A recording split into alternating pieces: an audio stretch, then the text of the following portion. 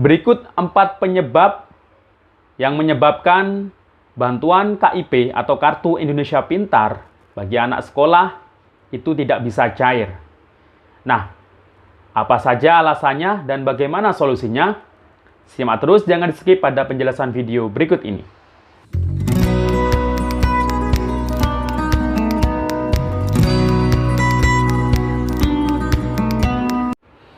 Assalamualaikum warahmatullahi wabarakatuh. Salam sejahtera, Shalom, Om Swastiastu, Namo Buddhaya, salam kebajikan. Sahabat YouTube, balik lagi di channel saya, Sukron Channel. Apa kabar sahabat YouTube semua? Semoga sahabat YouTube semua diberikan kesehatan, dimudahkan rezekinya, dan diperlancar segala urusan dan usahanya. Amin.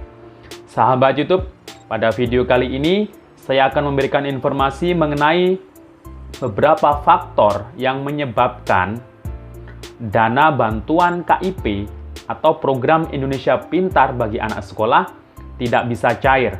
Nah, ini merupakan banyak keluhan dari beberapa masyarakat yang dilontarkan di dalam komentar dalam video saya sebelumnya. Nah, apa saja sih penyebabnya? Sebelum saya melanjutkan informasi ini, ayo yang baru bergabung silahkan di-subscribe dulu channel ini dan ditekan tombol loncengnya agar sahabat YouTube semua mendapatkan notifikasi pemberitahuan video terbaru dari saya. Dan jangan lupa di-share di berbagai media sosial dan di-like apabila sahabat YouTube suka dengan video ini.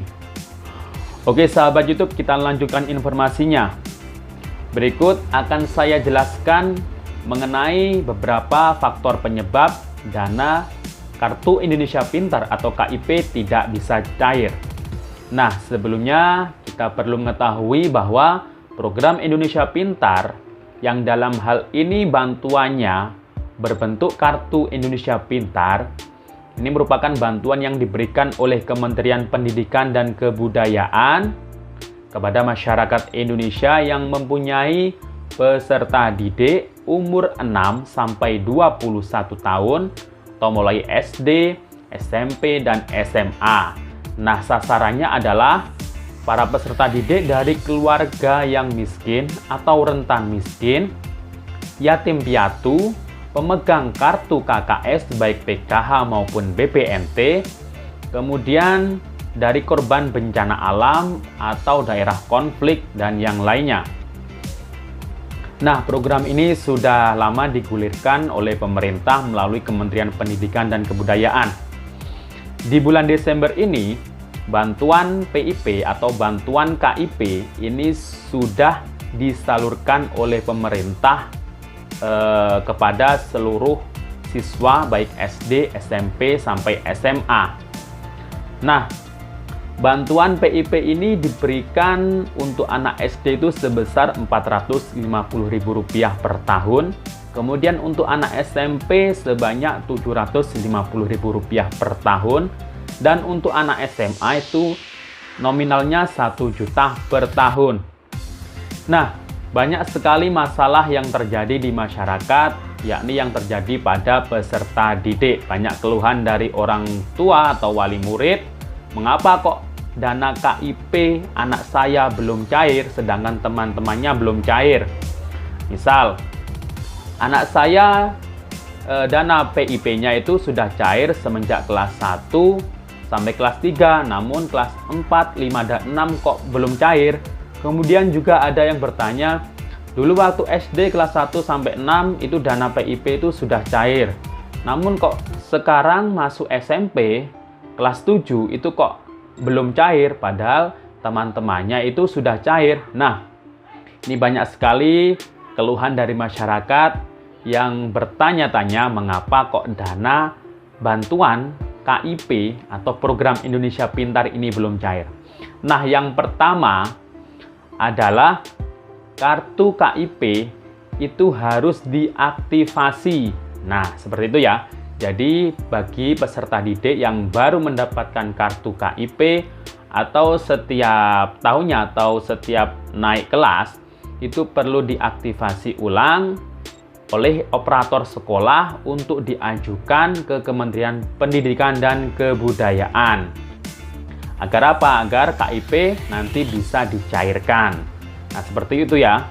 Kemudian yang kedua adalah dari pihak sekolah atau operator sekolah itu sudah mengajukan atau melaporkan kartu KIP-nya ke Kementerian Pendidikan dan Kebudayaan.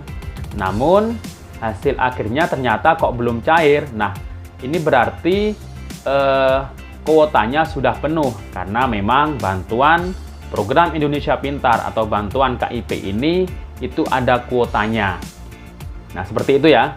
Kemudian yang ketiga adalah bagi siswa atau peserta didik yang sebelumnya misalnya sudah mendapatkan bantuan KIP, misal kelas 6 SD itu sudah dapat KIP, namun ketika naik ke jenjang yang lebih tinggi atau baru masuk SMP kelas 1 atau mungkin yang baru lulus kelas 3 SMP baru masuk kelas 1 SMA, ternyata bantuan KIP-nya tidak cair. Nah, ini banyak sekali yang terjadi seperti ini. Kasus serupa ya, banyak sekali itu. Nah, ini disebabkan karena data KIP-nya itu harus dilaporkan ulang ke Dapodik sekolah yang baru.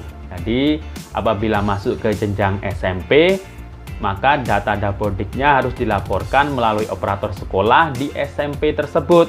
Nah, nanti di sana akan diubah, akan diajukan ulang, akan dilaporkan data KIP-nya yang dari SD dulu. Nah, seperti itu ya.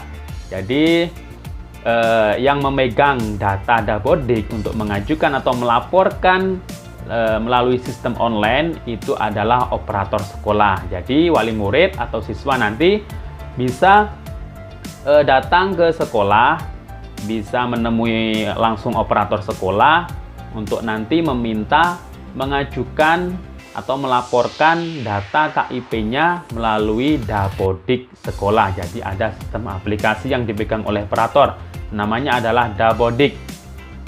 Nah, kemudian faktor yang keempat yakni adalah ternyata anak sekolah atau siswa didik tersebut itu tidak memenuhi kriteria ketika diajukan untuk mendapatkan program Indonesia Pintar atau bantuan KIP.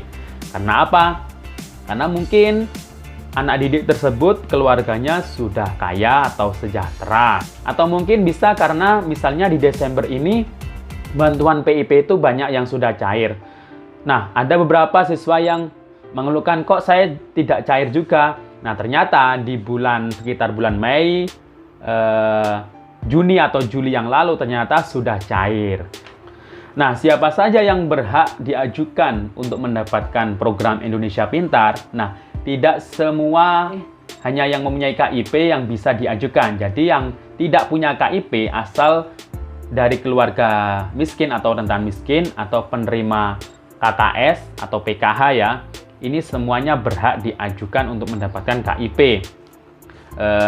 Contohnya di faktor yang keempat tadi ya, ada yang tidak bisa cair karena mungkin dari keluarga yang sudah mampu. Nah, ini kalau untuk operator sekolah di Dapodik itu kan harus mengupdate datanya, data siswanya yang ingin diajukan untuk mendapatkan program Indonesia Pintar. Nah, di sana nanti ada pilihannya, apakah siswa tersebut punya KPS, Kartu Perlindungan Sosial, atau KKS. KKS ini yang punya PKH atau BPNT. Di sana pilihannya ada ya dan tidak. Nah, kalau punya ya tinggal klik ya. Kemudian apakah punya KIP? Kalau punya ya tinggal klik ya. Nah, kemudian yang ketiga pertanyaannya adalah apakah peserta didik tersebut layak mendapatkan PIP? Nah, apabila layak berarti diklik iya. Kalau KIP-nya sudah iya berarti tidak ada alasan lain.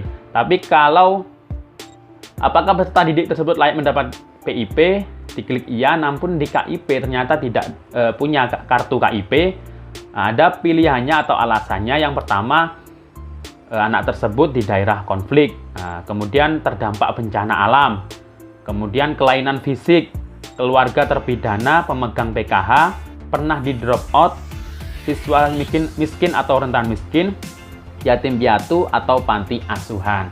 Nah, ini harus dipilih salah satu. Biasanya dipilih siswa miskin atau rentan miskin, diklik seperti itu. Nah, itu baru bisa disimpan dan diajukan oleh operator tersebut melalui sistem online Dapodik tersebut. Oke, sahabat YouTube, cukup jelas ya. Itu tadi penyebab faktor KIP atau bantuan KIP tidak bisa cair. Oke, sampai jumpa di video saya selanjutnya. Wassalamualaikum warahmatullahi wabarakatuh.